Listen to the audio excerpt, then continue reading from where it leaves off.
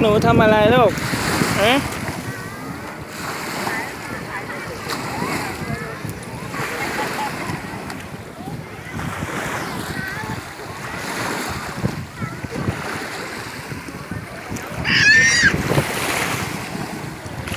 พ่อจะลงทำไมตั้งหนูอย่าลงลึกนะลูกน้ำจะเข้าจมูกนะ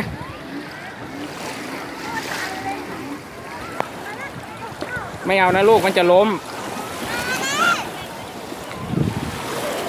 ไม่ลงลูกไม่ลงมันลึกครับ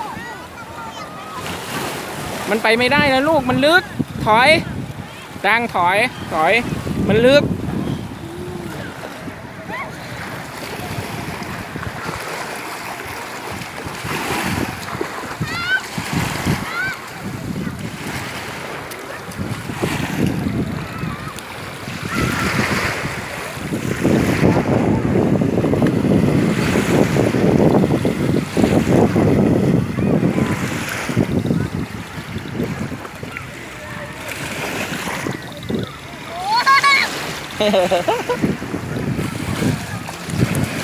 ชวนป้าไม้สิป้าไม้เล่นน้ำทะเลไหมพี่ปูชวนพี่ปูเร็วพี่ปูไม่พอเล่นทะเลไหมไม่พอแก้มปูพี่แก้มปู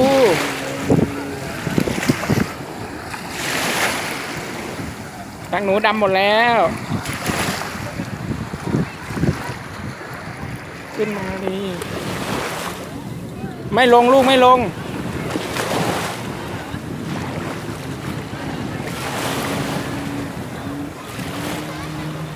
อยากเก่งครับอยากเก่ง